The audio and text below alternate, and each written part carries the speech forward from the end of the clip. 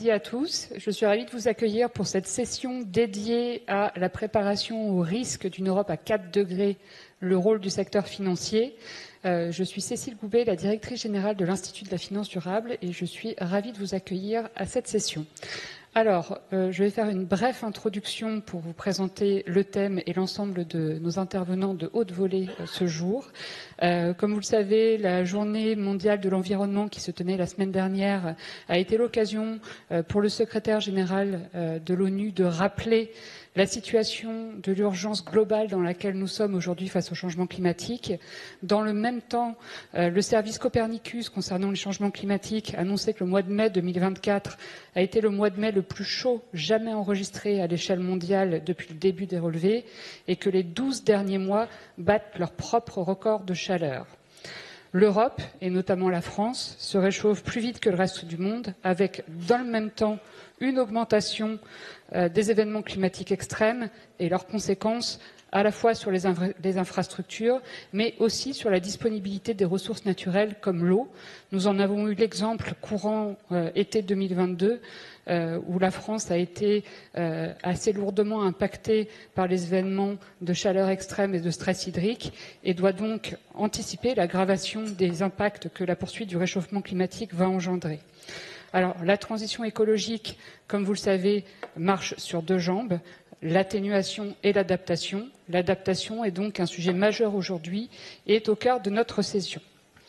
J'accueille pour en parler Jean-Jacques Barberis, qui est le directeur du pôle client institutionnel Corporate ESG chez Amundi, Florence Lussmann, présidente de France Assureurs, Sophie Mourlon, qui est la directrice générale de l'énergie et du climat de la DGEC, Ludovic Subran, qui est le chef économiste pour Allianz, et Benoît Leguet, directeur général d'I4CE, ou I4CE, je sais, enfin, Institut pour le climat, voilà, et qui est également membre du Haut Conseil pour le climat.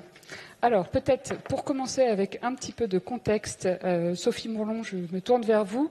L'adaptation, qu'est-ce que c'est et comment la France s'y prépare ?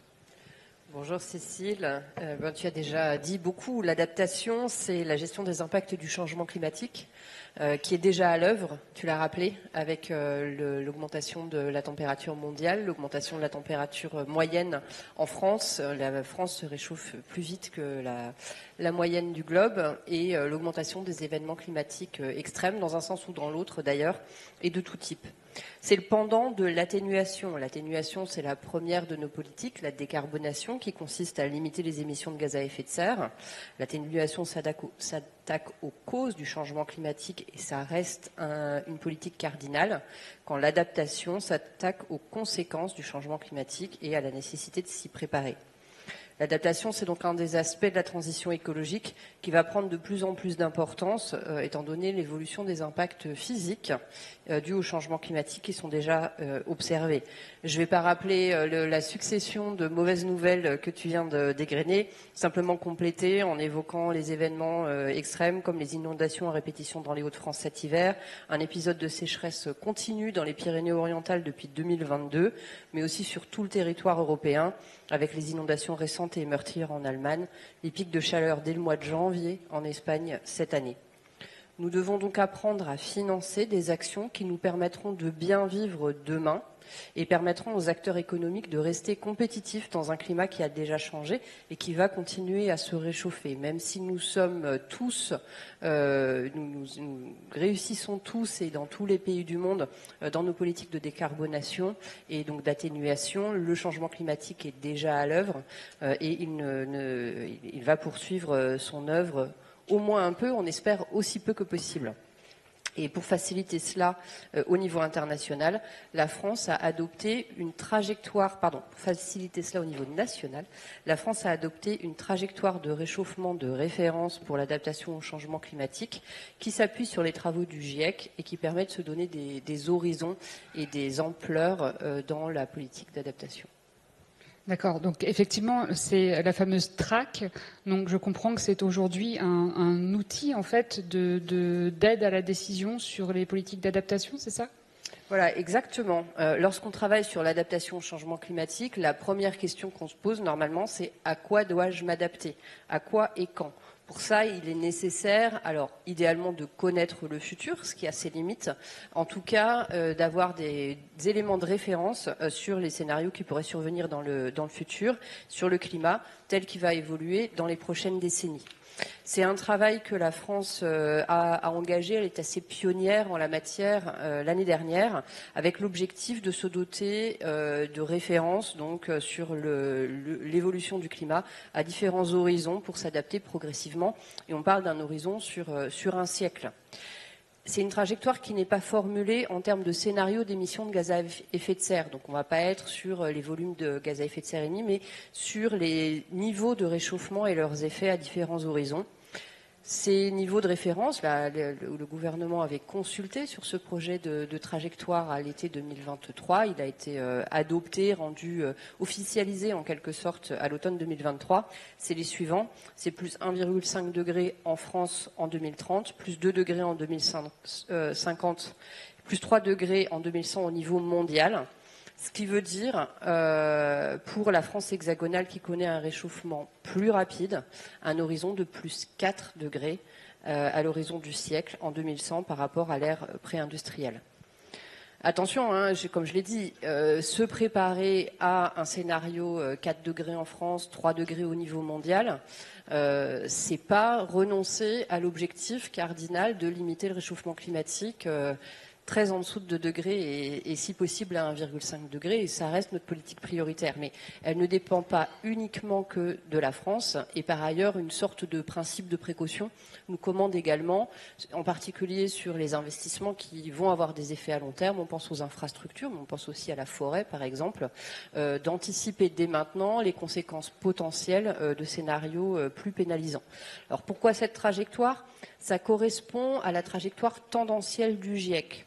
C'est-à-dire, grosso modo, ce qui risque d'arriver si on ne fait pas mieux que ce qu'on est en train de faire. Ce qui est évidemment pas souhaitable, mais ça semblait être vraiment dans une idée de principe de précaution, le niveau auquel il faut s'adapter.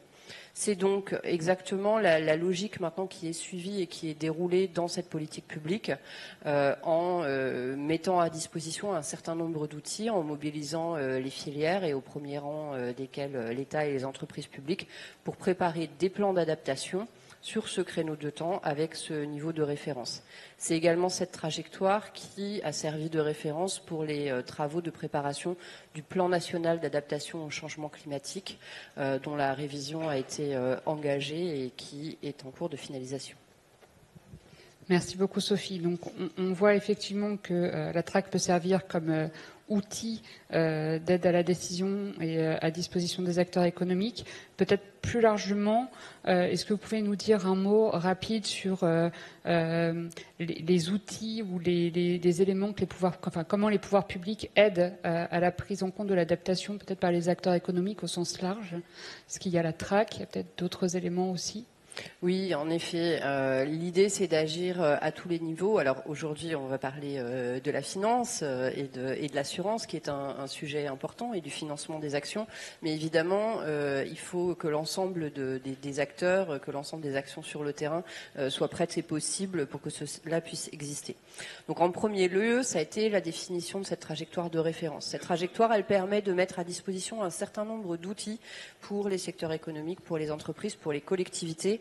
Et en particulier, nous avons travaillé avec Météo France, qui a développé des services climatiques pour aider tous les acteurs à avoir accès à des données locales de climat futur et d'effets climat futur à différents horizons sur les impacts qu'ils subiront, avec des modélisations dans le domaine des températures, mais également des effets hydriques, des outils de diagnostic pour les communes, des outils de diagnostic pour les entreprises.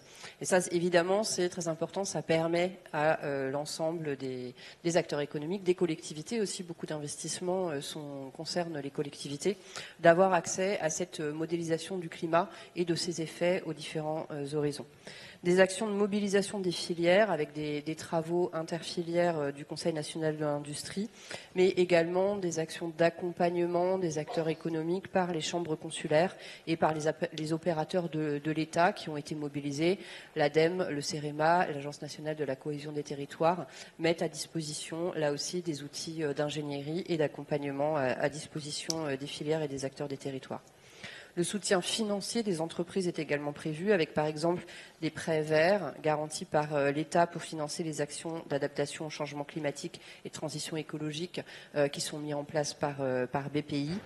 Et puis, il est important d'agir au niveau des normes et des référentiels techniques, puisqu'il est évident que, par exemple, les normes du bâtiment, de la ventilation, tout un tas de normes qui régissent nos systèmes économiques vont devoir évoluer et évoluer maintenant pour que les investissements et les projets qui se développent maintenant soient adaptés au climat futur qu'ils verront passer.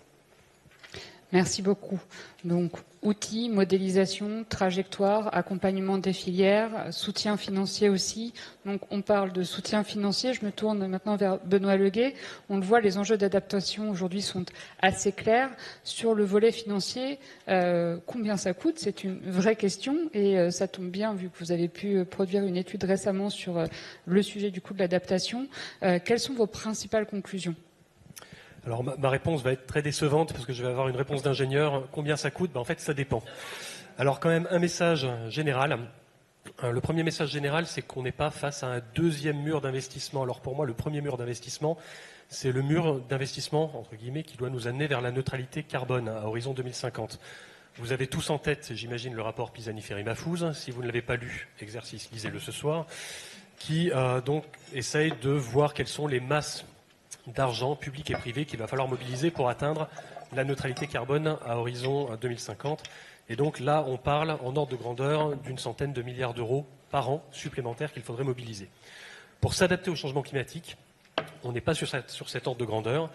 Donc je vais donner un ordre de grandeur. On est un ordre de grandeur en dessous, voire deux. On va dire, allez, un ordre de grandeur en dessous. Allez, une dizaine de milliards d'euros, peut-être un peu plus, évidemment. Mais en tout cas, un ordre de grandeur en dessous. Il n'y a pas un deuxième mur d'investissement.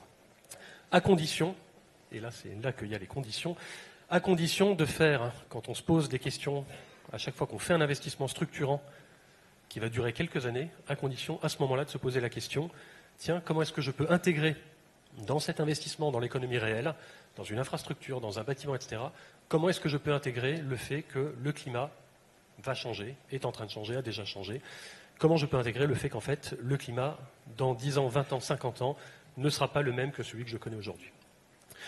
Et puis le coût, ça dépend aussi, Sophie l'a dit, ça dépend en fait de plusieurs choses. La première chose, ça dépend du climat futur, qui dépend un petit peu de nous, qui dépend un peu des autres aussi. Et donc quand vous êtes dans une situation d'incertitude radicale, moi je ne sais pas comment vous faites, mais comme je ne connais pas une variable, je fais des scénarios. Ça m'aide à réfléchir, voilà, j'essaye de prendre des décisions qui, à défaut d'être optimisées, vont être robustes, c'est-à-dire valables dans un grand nombre de scénarios. Mais essentiellement, ça dépend du climat du futur. Donc voilà, si on ne sait pas, il faut faire des scénarios. Alors voilà, plus 4 degrés en 2100, pourquoi pas.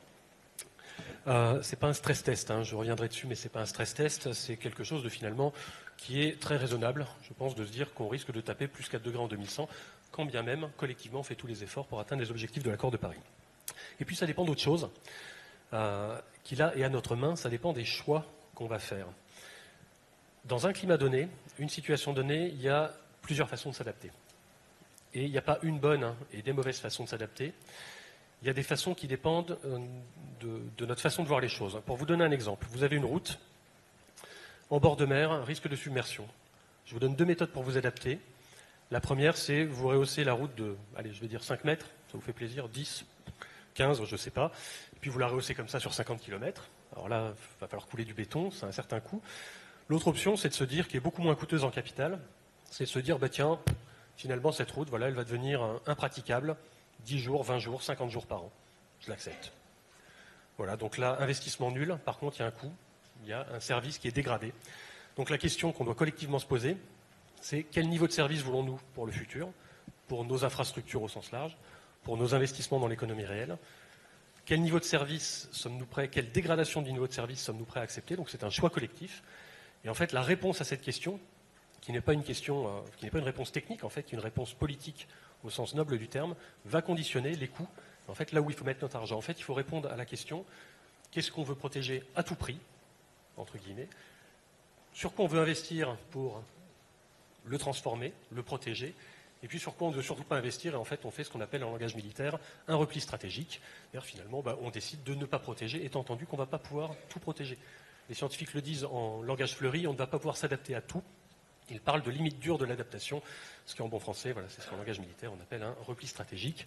À certains moments, il va peut-être falloir se dire, là finalement, on ne va plus pouvoir faire ça.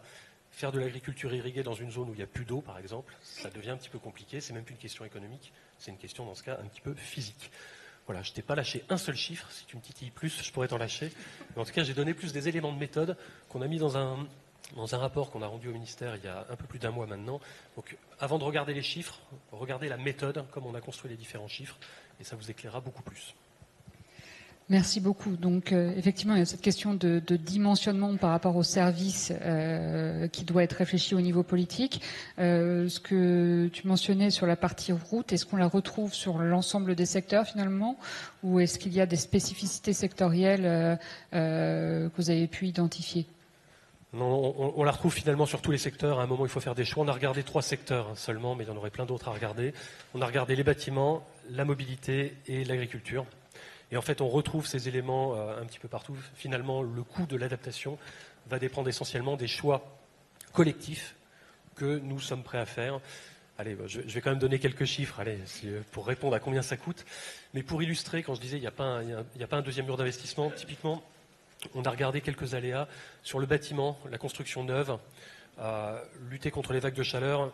Allez, ça veut dire des surcoûts de 1 à 2 milliards par an.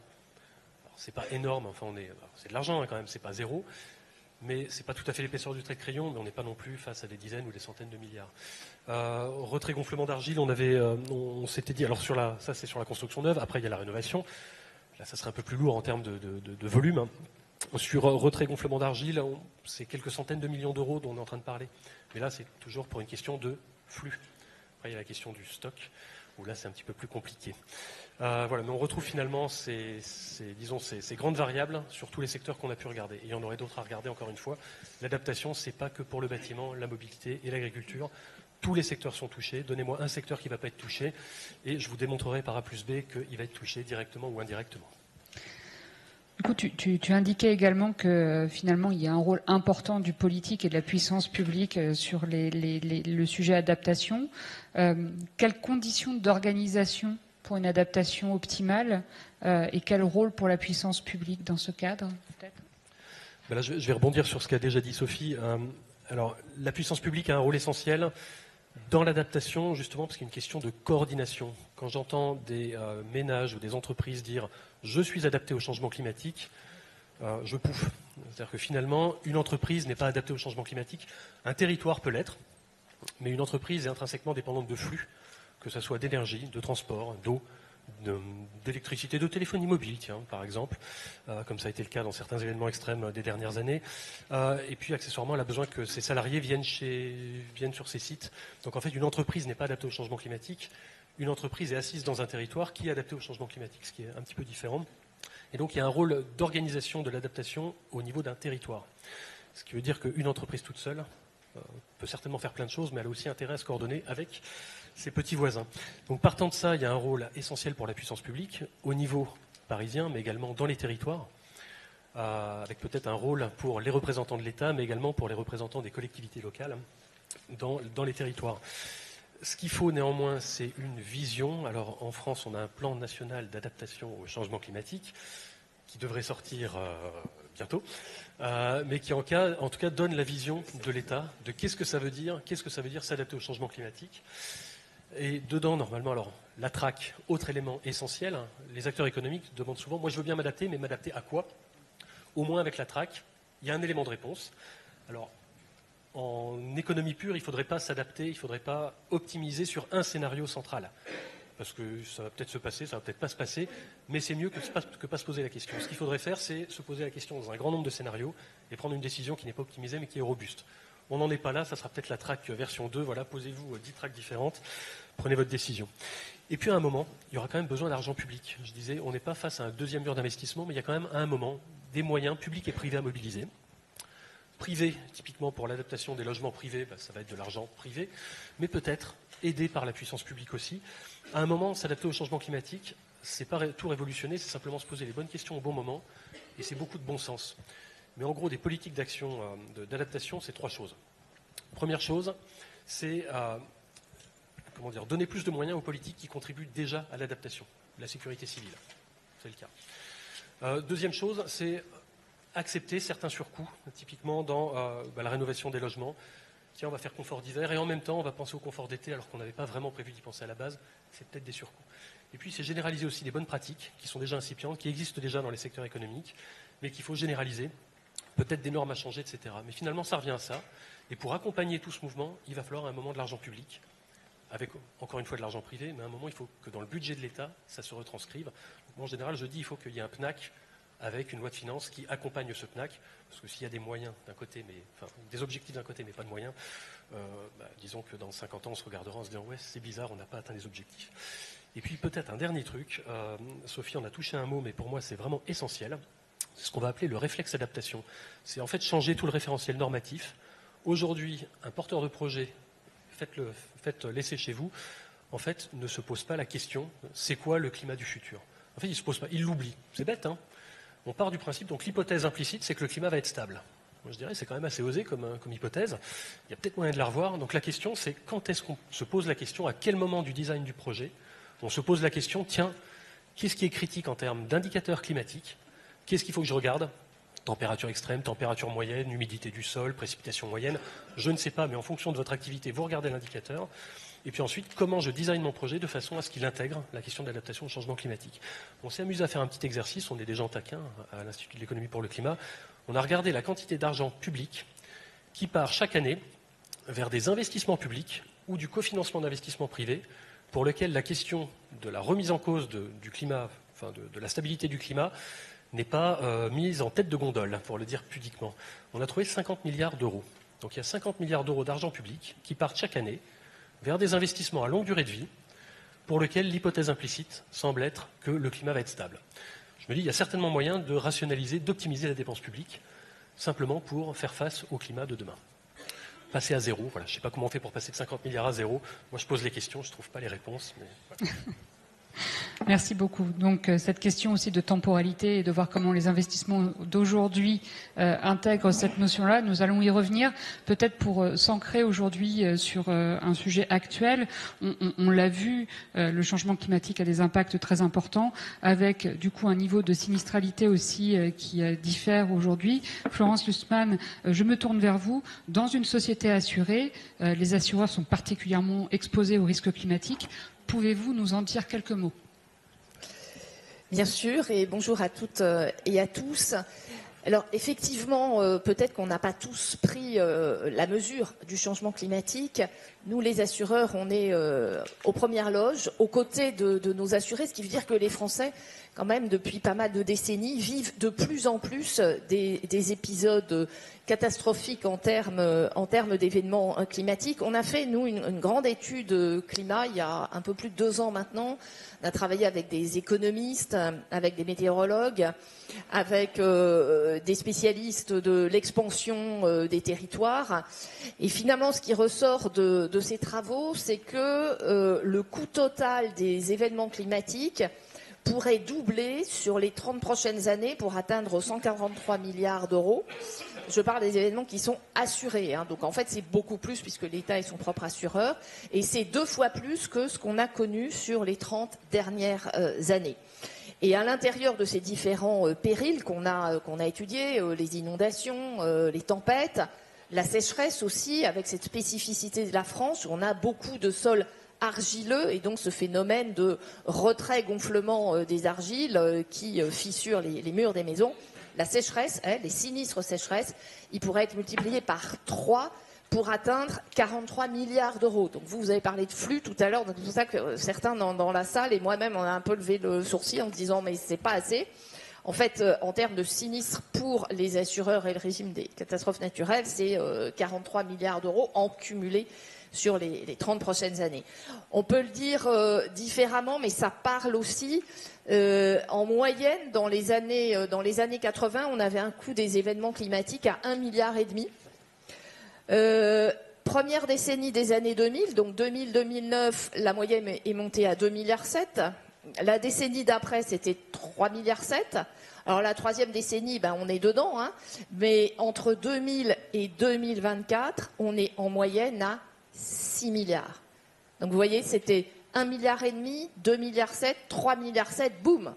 4 premières années de la 13e décennie, on est déjà à 6 milliards, 6,5 milliards l'année dernière. Donc c'est des chiffres qui sont absolument colossaux. On a connu l'année dernière, vous avez cité les terribles inondations dans le Nord-Pas-de-Calais. On a aussi connu des très très grandes tempêtes, Ciarán et Domingos, qui sont quand même les 5e plus grosses tempêtes en métropole. Plus de 500 000 sinistres, 1,6 milliard de dommages. Donc bref, les chiffres explosent. Et nous, ce qu'on sent, c'est que la population est quand même de plus en plus concernée par cette augmentation des phénomènes climatiques et par les conséquences qu'ils ont sur leur propre vie. Ils sont plus de 70% à penser qu'effectivement, et dans le monde entier, les événements climatiques augmentent en fréquence et en intensité. Bonne nouvelle pour nous, ils sont 85% à dire qu'ils veulent continuer à s'assurer contre le risque climatique, même si ça coûte plus cher. Ça, c'est quand même une bonne nouvelle. Alors, l'angle mort, c'est vraiment la prévention. Donc là, je crois qu'il y a quand même une prise de conscience, ne serait-ce que parce qu'avec tous ces événements qui sont très, très repris par les médias, même si individuellement, on n'est pas touché, ne serait-ce qu'en regardant le JT ou les vidéos sur YouTube, on est confronté à la violence de ces épisodes. Là, par contre, sur la prévention, donc encore une fois, ils sont 80% à être conscients de l'importance de ces phénomènes climatiques, mais ils ne sont que 38% à s'y être préparés. Donc ça veut dire que là, on a encore une grosse marge de manœuvre.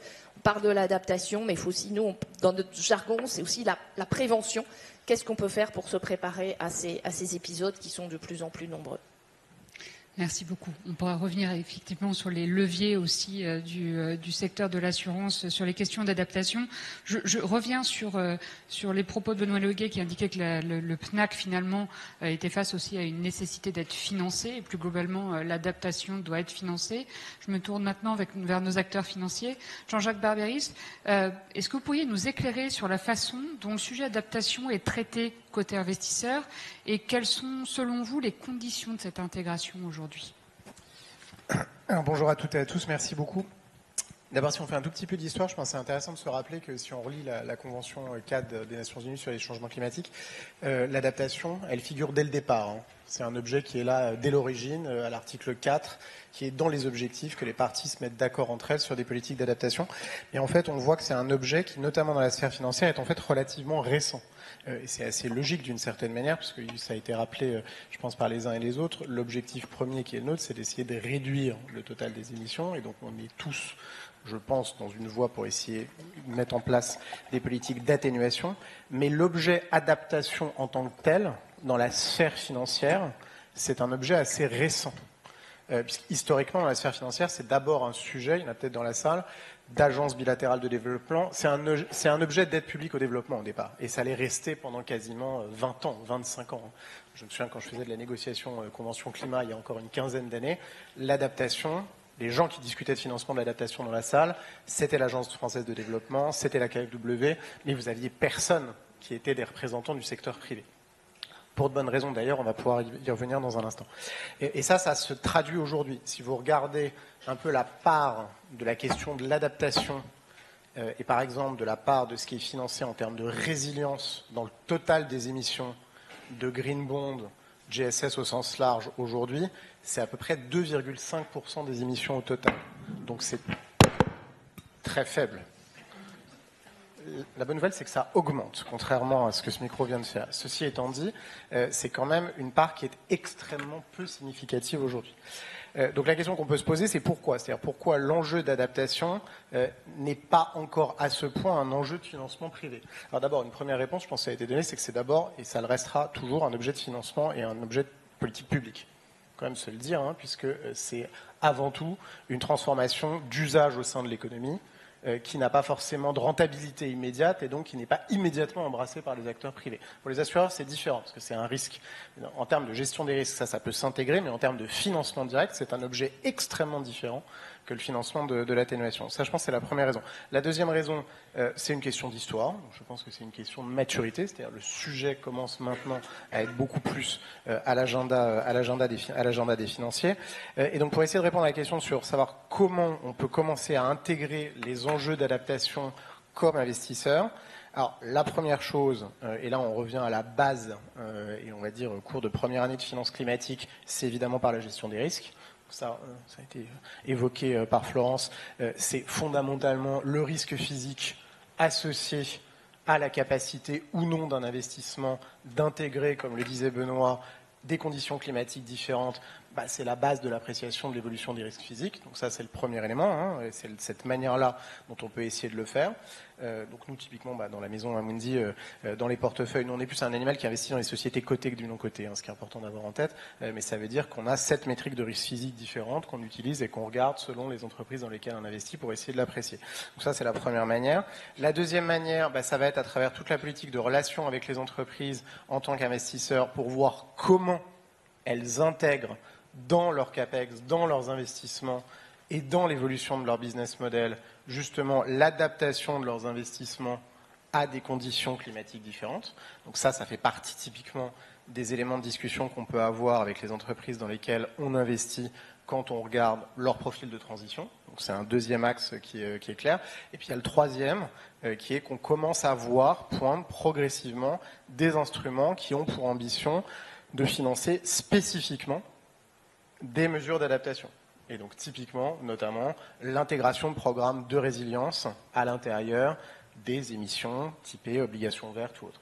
Mais ça, c'est encore relativement naissant. Je pense que l'essentiel de ce qu'on fait aujourd'hui, de ce que beaucoup de personnes dans la salle font, c'est la tentative, parce que c'est pas évident, d'intégrer ça à l'appréciation des risques physiques dans la manière dont elles font leurs investissements. Merci beaucoup. Ludovic Subran, de votre point de vue, est-ce que ces piliers d'action sont suffisants? Est-ce que vous en voyez d'autres? Quelles sont les conditions pour accélérer l'intégration de ce sujet adaptation? Bonjour à tous, merci pour l'invitation. Donc, moi, je vais essayer de ne pas répéter ce qu'a dit Florence, parce qu'elle représente beaucoup mieux que moi les assureurs, et Jean-Jacques qui représente beaucoup mieux que moi les gérants. Nous, on est investisseurs, on est gérants, on est assureurs. Moi, ce que je peux vous dire, c'est que je vais vous dire 3 choses. La première, et ça répond à ce qu'a dit un peu Florence, ce qu'a dit Benoît, c'est bien sûr que le mur d'investissement sur l'adaptation, il est en dizaines de milliards, mais en vrai, le coût, il est sur le dénominateur. Puisqu'à 4 degrés, on a 10% du PIB en moins, quand même. Il y a des zones entières qui ne sont pas habitables, travaillables. Enfin, c'est ça le sujet, quoi. Donc, il faut quand même se dire que pour un investisseur, ça veut dire moins de croissance, moins de rendement, plus d'inflation. Il y a plein de choses qu'on ne sait pas sur le climat. C'est un peu une forme de renaissance. Donc, il faut nous lâcher les dogmes pour faire un petit peu d'empirique. C'est un peu Santa Maria des... Santa Maria delle Grazie à Milan, dans la nave est gothique, et puis après vous avez le truc un peu flamboyant. Moi je sais pas trop à quoi ça va ressembler, mais je sais que ça va être un peu le bordel, quoi. Et donc ça va être volatile, ça va pas donner autant d'argent, on sait pas vraiment ce qui se passe au niveau des boîtes, au niveau de leurs actifs. Donc faut vraiment comprendre ça, et c'est important parce que ça a pas l'air beaucoup, mais en fait ça va être plus disruptif à mon avis que l'atténuation où en fait on peut faire des plans. La raison pour laquelle c'est comme ça, et c'est tu parlais tout à l'heure des flux, les entreprises, l'adaptation et tout ça, c'est que en fait il y a une partie qui est gérée par des mécanismes de marché, et il y a une partie qui est gérée par une économie de guerre, en fait, pour faire simple. Que ce soit sur la partie investissement ou sur la partie assurance, il y a une partie où on peut faire des incitations, des désincitations et travailler sur les politiques publiques, etc. Il y a une partie où il faut de toute façon travailler davantage la politique publique, c'est-à-dire il faut le triptyque de l'économie de guerre, monétisation des déficits, rationnement, une forme de sobriété et réallocation du capital à l'effort de guerre. Ça, il y a une partie qui, nous par exemple dans nos investissements, on essaie de regarder ça, c'est-à-dire quelles sont les infrastructures critiques sur lesquelles on sait que l'État va venir. Florence parlait tout à l'heure, en France on a un super régime CatNat, en Allemagne ils l'ont pas, en ce moment ils ont des inondations horribles en Bavière, partout dans la presse allemande on parle du dilemme de la Samaritaine, machin. Donc eux ils veulent pas d'un régime d'assureurs de dernier ressort, etc. Et donc, nous, quand on regarde les investissements dans ces boîtes-là, on se dit, bon, si elle est sous l'eau, ça vaut pas grand-chose, en fait. Oui. Donc c'est hyper important à comprendre, notamment avant le 7 juillet, parce qu'on a des candidats qui n'ont pas compris trop ce qu'était le climat, quand même. Je voudrais poser la question à Jordan, mais il y a des sujets sur lesquels ils n'ont pas tout pigé sur le changement climatique. Et donc il faut garder ça en tête, parce que nous, en tant qu'investisseurs, le pouvoir public joue un rôle énorme sur comment on regarde les investissements et l'assurabilité. Je vous donne un autre exemple. L'année dernière, on a parlé de la vague de chaleur. Nous, on a fait les calculs dans mon équipe sur combien coûtait la vague de chaleur en points de PIB. C'est en gros 0,4 points de PIB. C'est quand même beaucoup, hein, parce qu'il y a un papier qui existe, il y en a un autre maintenant qui vient de sortir de Kansich et Adrien, je ne sais plus son nom de famille. Mais il y avait le papier de Gernot Wagner qui a fait sa thèse avec le monsieur qui s'est suicidé parce qu'il n'avait pas eu le prix Nobel. C'est fascinant d'ailleurs. C'est-à-dire qu'il y a un monsieur qui a dit qu'il faut faire de l'adaptation, il n'a pas eu le prix Nobel, il s'est suicidé. Et il y en a un autre qui s'appelle Nordhaus, lui il a dit qu'il faut faire l'atténuation, il a eu le prix Nobel, il est toujours en vie. Bon, donc véridique, hein. Mais je fais un résumé parce que j'ai pas le temps, mais il faut garder ça en tête. Les gens de l'adaptation, c'est-à-dire les gens des risques extrêmes, ils sont... Donc, ce qu'on sait, c'est que à peu près un jour à plus de 40 degrés, ça coûte à peu près 0,4% du flux de revenus et à cause des effets productivité négatifs. Et ça, en gros, ça veut dire que c'est un demi-dixième de point de PIB par jour non travaillé parce que vous pouvez pas aller... Voilà. Donc, pourquoi je vous dis ça? Parce qu'en fait, la réponse de politique publique, elle est hyper importante. Est-ce qu'on fait la sieste comme les Espagnols, pour l'interrogation? Et donc, on peut récupérer ces jours-là, hein, c'est vrai, pour le bâtiment, c'est hyper important. Est-ce que on compense? Est-ce qu'on a des politiques de chômage, par exemple, qui font que quand il y a des interruptions pour les profs, pour certains métiers, parce qu'il y a des températures extrêmes, est-ce que vous payez ça? Parce que tout à l'heure, tu parlais de 50 milliards. Toi, ces infrastructures, on coupe les rubans. C'est pas la protection sociale. Et la protection sociale, c'est quand même un investissement et c'est une forme d'infrastructure de notre capital humain. Donc, il faut vraiment comprendre. C'est pour ça, moi, je vais vous parler un petit peu des mécanismes de marché, mais la partie non marché, elle est hyper importante parce qu'elle est elle est très régressive. Hein, en termes de redistribution, c'est énorme les effets. C'est vraiment le sang et les larmes à la Churchill, quoi. Les politiques veulent pas en parler, mais l'adaptation, c'est très coûteux en termes de changement de niveau de vie. Donc, moi, je repasse à la partie qui est une partie de marché, c'est-à-dire comment nous on regarde des investissements pour qu'ils soient synchronisés, si vous voulez, avec une forme d'adaptation. Donc, bien sûr qu'on regarde les infrastructures résilientes, c'est-à-dire on essaie d'investir dans des choses sur lesquelles ça ne coûte pas beaucoup plus cher, mais ça a une plus longue durée de vie et ça marche un peu mieux en termes de distribution des services publics, que ce soit les grilles d'électricité, d'eau, etc. On essaie d'investir sur les technologies de rupture. Et là, on a souvent besoin de fonds de dérisquement, de rehaussement du crédit. Donc, on regarde les partenariats publics-privés, c'est ce fameux blended finance, parce que moi, je veux bien aller financer des trucs, desalinise l'eau en Espagne et tout ça, au cas où il y a des ruptures d'approvisionnement d'eau. Mais en vrai, ça coûte très cher, on ne sait pas trop comment ça marche. On revient à la partie, la régulation de l'hydrogène. Pourquoi nous, on n'investit pas dans l'hydrogène? Je sais que c'est très atténuation, mais en vrai, il y a des endroits entiers de l'Allemagne où, sans les 9000 km de tuyaux d'hydrogène qu'ils vont construire, ils ne savent pas comment ils vont se chauffer dans quelques hivers. Et donc, nous, on a besoin de partenariats publics-privés là-dessus. Donc ça, c'est un gros sujet pour l'investisseur. Jean-Jacques a parlé de 3-4 points qui sont hyper importants sur le risk management, la gestion, en effet, de l'information qu'on donne sur la résistance à des formes d'événements extrêmes. J'en parlerai après. Il y a des choses qui sont partagées en termes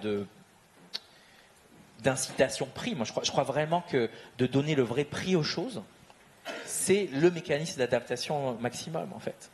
Et donc, par exemple, je me pose la question de comment on fait pour avoir une police d'assurance pas trop chère en Californie dans 10 ans, ou en Floride dans 10 ans.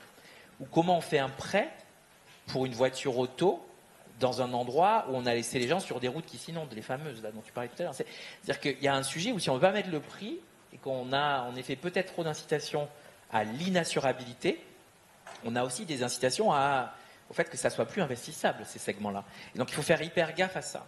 Que ce soit les changements de comportement, les nudges, les incitations diverses et variées, les subventions, les prêts garantis, les machins, tout ça. Nous, on regarde dans notre portefeuille d'investissement les entreprises qui peuvent absorber ça, mais avec une idée et une seule, c'est qu'il y a un retour sur investissement de ce type de mécanisme. Et en fait, autant sur l'atténuation, on voit à peu près, parce qu'on peut calculer combien les actifs échoués se démonétisent, hein, autant sur l'adaptation, c'est un peu compliqué de voir quel est le vrai changement de comportement qui fait que vous êtes en effet résistant, résilient à des inondations, des tempêtes, des choses comme ça. Et nous, encore une fois, hein, pour un assureur, c'est l'événement un peu compliqué. Hein. Les tempêtes en Europe, par exemple, ça peut très vite être, tu parlais du fait que ça a été multiplié par 6 en à peine 20 ans sur le coup, forcément que nous, ça nous affecte. Mais sur le portefeuille d'investissement, au-delà de la sévérité, la volatilité, le cumul et la fréquence jouent énormément sur la rentabilité de l'investissement, sur l'horizon d'investissement. Surtout que les gens qui viennent chez nous, ils nous laissent l'argent pendant un petit peu de temps. Donc, en fait, il faut vraiment penser ça comme ça, c'est-à-dire l'adaptation. il y a des mécanismes partagés avec l'atténuation et des coûts certainement partagés, mais il y a une philosophie de pensée entre la partie qui est mécanisme de marché, qu'on peut à peu près coster, quoi, et la partie qui est que font les politiques publiques en cas de crise. C'est ça que je vous dis d'aller voter le 7 juillet. Et ça, cette partie-là, ben, c'est beaucoup moins net parce qu'on n'a pas la visibilité, parce qu'il y a beaucoup d'incertitudes et d'absence de positionnement d'une partie des politiques publiques. Et donc, je vous rappelle juste mon exemple sur les politiques de l'emploi. Aujourd'hui, je ne sais pas comment les politiques d'emploi d'un pays comme la France, mais c'est vrai dans tous les pays, sont adaptées à des risques physiques extrêmes. Merci beaucoup. Donc, cela a été dit. La question du vote aussi dans les semaines à venir doit aussi être regardée à l'aune de ce sujet-là. On parlait également de tout ce qui est partenariat public-privé, blended finance, etc. On a pu voir, enfin, Jean-Jacques Barberis, vous avez effleuré le sujet tout à l'heure.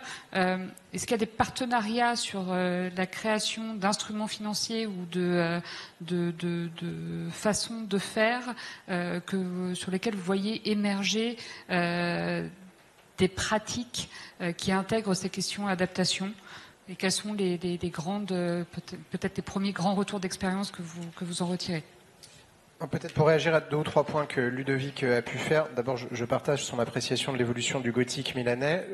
D'autre part, je pense que l'adaptation et réfléchir à l'adaptation ne mène pas forcément au suicide. C'est pour rassurer toutes les personnes dans la salle.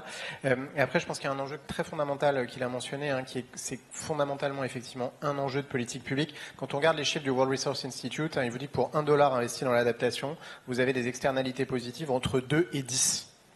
Alors c'est beaucoup, mais c'est quand même très très compliqué à définir comme élément investissable pour un investisseur privé pur. Donc ça, c'est un premier élément. Deuxième élément, quand on regarde effectivement récemment les instruments financiers qui intègrent les sujets de résilience et les sujets d'adaptation, vous avez à peu près 900 émissions de green bond dans le monde qui ont fait ça. C'est tout après 2020. Donc c'est très récent en fait, somme toute. Pour revenir sur la question des partenariats publics-privés. Alors, je ne vais pas revenir sur la tarte à la crème habituelle qui est qu'il faut du financement privé et du financement public et qu'il faut les deux ensemble, parce que c'est à peu près des choses que j'ai répétées, je pense, dans 150 panels sur les questions de financement du climat dans les 20 dernières années. La question, c'est effectivement, est-ce que les questions de blended finance, c'est-à-dire des systèmes où vous avez du de-risking, du financement privé avec de l'argent public face à certains enjeux qui permettent d'augmenter en fait le risk return et d'améliorer le risk return profile pour l'investisseur privé, ça marche? La réponse, c'est oui. Ça marche. Il y a plein d'expériences qui fonctionnent. Allianz en a amené, Amundi en a amené, avec la Banque mondiale. Ça fonctionne. Et c'est très efficace. La question que ça pose, c'est une question d'échelle. C'est-à-dire, à chaque fois, on parle d'objets qui sont au mieux en milliards. Pas en dizaines de milliards, en milliards. Et donc, la question que ça pose, c'est fondamentalement, est-ce qu'on arrive à passer ces objets-là à une échelle qui fait que les assureurs que Florence représente ne sont pas obligés de se poser la question devant un système très compliqué de fonds structurés qui implique de mettre 30 ou 50 millions à la fin, mais fondamentalement, est-ce que ces projets-là sont investissables par des fonds classiques, UCITS, directement, sans passer par ces mécanismes complexes? Ça, moi, très profondément, je pense que l'avenir de la blended finance, en bon français, c'est celui-là. C'est-à-dire, c'est comment on arrive à dépasser des structures qui ne s'adressent qu'aux investisseurs institutionnels pour accéder au retail. Ça, c'est pas du tout évident. Je pense qu'on commence à voir ça émerger avec la prise de conscience, notamment de la Banque mondiale et du FMI, qu'il faut passer à des instruments à l'échelle. Le FMI est en train d'intégrer ces questions-là dans ses politiques macro. Donc je pense que l'avenir de la finance blended, c'est celui-là. C'est quand est-ce qu'on pourra effectivement accéder à ça et faire accéder à ce type de projet de la clientèle de détail. Il y a des tas de manières techniques de le faire sur lesquelles on peut revenir. Par contre, les mécanismes de blended finance auxquels on a eu recours dans les 10 dernières années, même s'ils peuvent être très efficaces, ils ont un problème, c'est qu'ils ne sont pas à l'échelle. Merci beaucoup. Ludovic, peut-être pour compléter également, on parlait risque physique finalement à travers les différents éléments que vous avez partagés avec nous il y a quelques instants. On rejoint de toute façon cette question de un monde assurable à des coûts raisonnables. On voit aussi que finalement les risques sont d'une ampleur assez variable, à la fois en fonction des zones et des activités économiques. Comment vous les intégrez peut-être en termes dans les axes soit engagement, soit gestion de portefeuille? Sur la partie, Florence a donné le mot-clé. Pour nous, l'opportunité, c'est la prévention, parce que ça nous coûtera moins cher aussi, c'est une boucle vertueuse. Donc, moi, je crois beaucoup à l'intelligence artificielle, je crois beaucoup à l'avènement, à la renaissance de la donnée. Je crois qu'il y a un truc qui nous servirait à pixeliser davantage l'exposition, les cumuls d'exposition, ça c'est vraiment et nous permettrait en fait de donner le bon conseil. Après, le problème du conseil, même si on offrait par exemple des primes moins chères à ceux qui conduisent bien, enfin voilà, ceux qui ont des maisons avec surélevées, je ne sais pas si ça suffit à changer complètement le comportement de ceux qui sont vraiment dans des zones à risque. C'est un vrai sujet ça. Donc ça c'est un vrai sujet. Ensuite, puisque Benoît en parlait tout à l'heure, nous on a écrit on écrit beaucoup là-dessus. Hein. C'est un sujet dans mon équipe sur lequel on passe beaucoup de temps. On a essayé d'identifier quels étaient les arbitrages. Parce qu'en fait c'est toute une question d'arbitrage, que ce soit pour un ménage, que ce soit pour une entreprise, bien sûr pour l'État et bien sûr pour l'assureur, pour qu'il reste rentable, etc. Et en fait, on se rend compte que les arbitrages, ils sont pas faciles à faire quand vous n'avez pas l'information. Ils sont pas faciles à faire quand vous êtes désincité à être face à ces arbitrages. C'est pour ça que moi je crois vraiment à cette histoire du prix, du juste prix, au sens juste prix, pas au sens Philippe Risoli. Et je crois vraiment aussi au fait que il faut absolument donner des opportunités de mettre en place des mécanismes d'adaptation, des vrais mécanismes d'adaptation aux risques physiques, quoi. C'est-à-dire que si vous n'avez pas le choix, c'est-à-dire que si vous n'avez pas si vous n'avez pas de caisse de compensation, par exemple, hein, pour que les gens puissent bouger, ils bougeront jamais. Et donc il faut se poser la question à un moment donné de combien, encore une fois, parce que ça arrive une fois tous les machins, que ça touche de façon assez, si vous voulez, le fait qu'on soit tous en PTSD de Covid et de la guerre là. C'est intéressant parce qu'on a eu 2 événements en moins de 4 ans qui étaient probabilistes, systémiques et plutôt exponentiels. Et en fait, le fait que les gens ne voient pas que les catastrophes naturelles, c'est la même chose, ça montre qu'il y a un problème de climate literacy, quoi. Il y a un problème d'éducation climatique un peu. Donc moi, je mettrais quand même le paquet là-dessus. Et ça, c'est aussi le job des institutions financières, c'est aussi le job de tout le monde de réexpliquer aux gens quels sont vraiment les montants à risque, parce qu'ils augmentent malheureusement, enfin heureusement parce que les gens s'enrichissent, mais ils augmentent chaque jour. Donc pour les assureurs, c'est un vrai business, celui de la prévention, mais c'est en effet le business de tous. Et donc ça, pour moi, c'est un axe majeur, je dirais, de développement de tout ça, au-delà de tous les mécanismes incitatifs qu'on peut mettre en place. Et du coup, Florence Haussmann, vous vouliez réagir, et après, je souhaiterais aussi, peut-être, Jean-Jacques, aussi avoir votre vision sur la partie, comment on intègre tout cela dans la partie engagement, peut-être.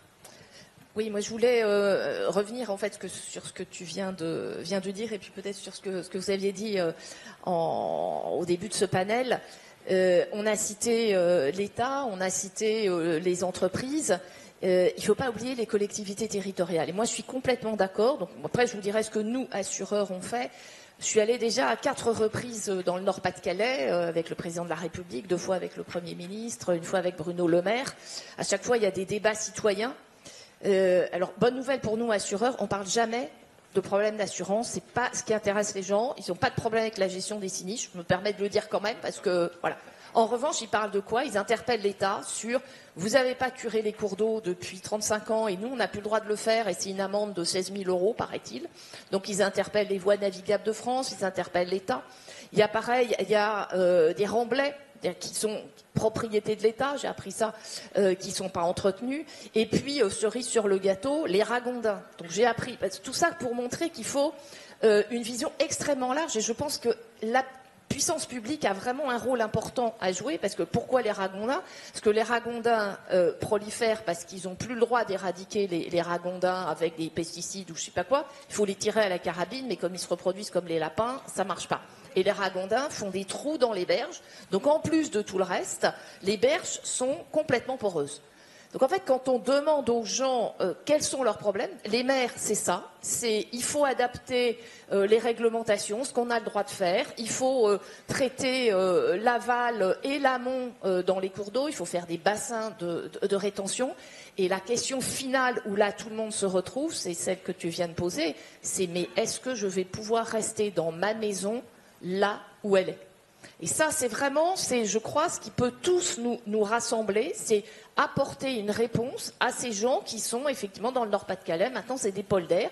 C'est-à-dire quand on est en dessous du niveau de la mer, alors il y a les Pays-Bas qui ont fait des investissements, etc. Mais, et je crois que ce qu'il faut, c'est revenir à la question que le citoyen se pose, essayer de lui trouver des réponses, mais il est clair que pour trouver des réponses, il faut mettre vraiment tout le monde autour de la table, donc évidemment les pouvoirs publics, les collectivités territoriales. Il n'y en a quand même que 40% qui ont un plan de prévention au risque naturel alors que c'est obligatoire. Donc on a quand même une sacrée marge de manœuvre encore.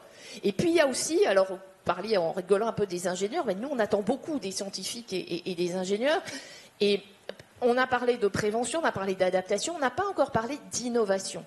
Nous, ce qu'on cherche, et on a un exemple très concret sur le retrait-gonflement des argiles, hein, là, les assureurs ont vraiment franchi une étape très très symbolique. Hein. D'habitude, on est en réparation, on répare, voilà, on remet les bâtiments en état.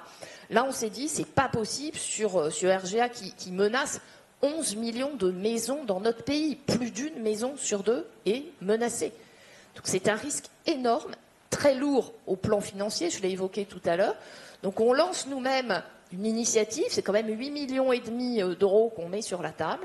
On sélectionne 300 maisons construites sur des sols argileux et on va tester 4 technos. Parce qu'on manque aussi de recherche appliquée, hein, peut-être pas fondamentale, mais en tout cas recherche appliquée sur ces technologies, sur l'innovation qui peut nous aider à sortir par le haut des difficultés dans lesquelles on est enfermé aujourd'hui. Ces 4 technos, finalement, c'est humidifier le sol quand il devient trop sec, c'est injecter des résines autour des fondations pour essayer de modifier le comportement du sol autour de la maison pour éviter que les murs se fissurent. On peut essayer de cantonner dans des membranes aussi les fondations. On peut faire des reprises en micropieux. Donc sur ces 300 maisons, on va sur 50 ou 100 maisons à chaque fois tester une de ces technos et on va suivre leur évolution sur 5 ans, et dans 5 ans, on sera en mesure, en tout cas on l'espère, de déterminer le type de technologie qui permet d'augmenter la résilience. Parce que l'adaptation, c'est ça, c'est augmenter la résilience, et après se posera la question, qui est une question d'une toute autre ampleur, de comment est-ce qu'on met en œuvre véritablement cette technologie. Mais aujourd'hui, nous, on trouve qu'on manque de recherche appliquée sur des solutions pratico-pratiques, très concrètes, qui permettent quand même d'apporter des réponses aux immenses défis qui sont devant nous. Merci beaucoup. Donc, sur les 7 minutes qui nous restent, je vais vous proposer de répartir les points sur les éléments suivants. Le premier, c'est sur les risques physiques. Jean-Jacques Barberis, comment sont-ils intégrés dans la partie engagement et peut-être également sur la partie portefeuille. Et après, je me retournerai du coup à nouveau vers vous, Florence, pour discuter notamment des enjeux peut-être de sensibilisation et de prévention et, si on a le temps, sur des questions de renforcement de la capacité de couverture également. Je vais essayer d'être très rapide. Alors d'abord, moi j'ai toujours un petit problème quand on parle de risque en matière climatique, parce qu'en fait c'est un risque qui a une petite caractéristique, c'est le seul qui est certain. Quand même toujours l'avoir en tête, hein. C'est-à-dire c'est un risque certain qu'on essaie d'apprécier. Ceci étant dit, pourquoi ça devient maintenant l'appréciation des risques physiques un élément important dans l'engagement, donc dans le dialogue qu'on a avec les entreprises dans lesquelles on investit? Pour 2 raisons. La première raison, c'est parce qu'on essaye, dans la mesure de ce qu'on est capable de faire, modestement, avec les données dont on dispose, premièrement d'avoir une appréciation des risques physiques de l'entreprise elle-même dans laquelle on investit, et donc la base du dialogue avec elle, c'est cette appréciation-là. Ça veut dire concrètement que sur le front tool, pour parler en bon français, d'un gérant chez Amundi, vous avez dans le module climat des éléments qui sont accessibles aux gérants qui permettent d'avoir une mesure partielle du risque physique qui est encouru par l'entreprise au regard de son périmètre d'activité, de sa chaîne de valeur, etc. Sur cette base-là, l'engagement qu'on va mener, il va consister en fait à interroger l'entreprise pour savoir comment elle l'intègre dans sa stratégie, dans ses CAPEX et typiquement dans son plan de transition. Donc sans donner de nom, je peux donner un exemple très simple et très pratique qu'on mène depuis plusieurs années. C'est une grande société électrique nord-américaine avec laquelle on a eu des discussions assez poussées sur la manière dont effectivement ils intégraient le risque de feu de forêt qui faisait peser sur leur activité de distribution d'électricité et sur la manière dont ils s'adaptaient à ça et dont ils répondaient à cette préoccupation-là, parce que pour eux c'est un enjeu extraordinairement matériel d'un point de vue financier, même s'ils ont d'excellents assureurs, ceci étant dit, c'est quand même un enjeu financier majeur, et comment ils essayaient de répondre à ça. Donc c'est cette manière-là dont on le fait en fait, si on essaie de prendre un tout petit peu de hauteur de vue ou de longueur de vue, si on pense que demain, dans l'agenda européen de la Commission européenne sur les sujets de finances durables, la question de la transition et des trajectoires de transition va devenir un élément clé de la réglementation, ce qui est important d'avoir en tête, c'est qu'il faut aussi intégrer au plan de transition l'adaptation au risque physique pour les business models des entreprises. Merci beaucoup. Du coup, Florence, en fonction du sujet que vous préférez aborder sur la minute 20 qui reste. C'est vraiment la prévention, parce que ça, c'est le maître mot. On voit qu'aujourd'hui, je crois que la sensibilisation au risque climatique est quand même toujours présentée comme un risque. Elle existe. J'en veux pour preuve juste un point. Nous, on fait une cartographie prospective des risques chaque année chez France Assureurs. Tous les grands assureurs mondiaux font la leur. Le World Economic Forum fait la sienne aussi. Depuis plusieurs années, je fais la matinale d'une grande radio nationale sur ce thème. Enfin, c'est incroyable. Il y a 5 ou 10 ans, ça n'aurait jamais été possible. Donc ça intéresse les gens. 2, à chaque fois qu'il y a un événement climatique qui menace l'un de vos biens assurés et qui risque donc d'être endommagé par une inondation, par une tempête, etc., vous recevez un SMS de votre assureur. Maintenant, c'est quasi généralisé. Dans les tempêtes Ciarán et Domingos, on s'est tous accordés à dire que c'est vraiment un mécanisme de prévention couplé avec toutes les mesures des pouvoirs publics, parce que c'est aussi parce que le préfet a interdit la circulation pendant le passage le plus fort de la tempête. C'est aussi, pour être honnête, parce que le plus fort est passé la nuit, donc ça a sans doute aidé, mais pas que. Donc on voit que quand toutes les parties prenantes, et nous on a cette capacité à envoyer des SMS à tous les clients concernés, instantanément, hein, comme tout SMS. Vous voyez, il faut vraiment qu'on se mette ensemble. Et là, ça frappe les esprits parce que les gens reçoivent un message qui est personnalisé, qui est aussi relayé par les pouvoirs publics. Et donc, on arrive à contenir les conséquences de ce type d'événement. Et puis, je dirais qu'il faut aider. Alors, tout à l'heure, j'ai dit, il n'y a que 40% des communes, donc ça, c'est pas bien, c'est pas assez. Mais il faut se mettre à leur place. C'est très compliqué de faire des plans de prévention des risques. Donc, il ne faut pas dire, il n'y a qu'à Faucon. Il faut qu'on s'aide tous.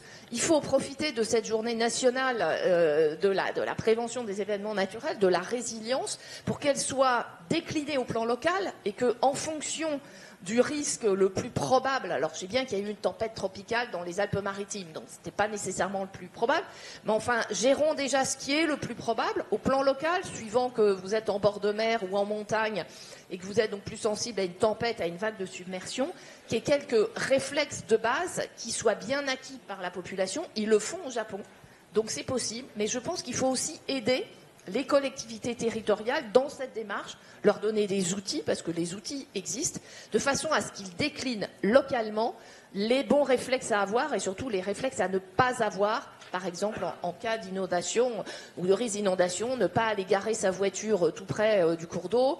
Et pendant l'inondation, ou en tout cas quand le risque est maximal, surtout ne pas prendre sa voiture pour aller chercher ses enfants à l'école. Il faut rester chez soi, il faut les laisser à l'école. Exactement, ils sont bien mieux protégés. Mais oui, mais non, mais il ne faut pas aller essayer de sauver sa voiture qui est au 4e sous-sol du parking. Enfin, il y a des morts, excusez-moi, mais à chaque fois. Et on ne sait pas soi-même quelle réaction on aurait parce que ce sont des situations de stress très intenses, même si ça endommage les biens. C'est d'abord un stress pour les personnes, ce sont des événements qui sont très très durs à vivre humainement, donc il faut qu'on s'y prépare et qu'on s'y prépare collectivement. Donc sensibilisation, prévention, entraide et déclinaison au niveau local. Nous terminerons sur ces mots. Merci à tous. On aurait pu en parler pendant des heures.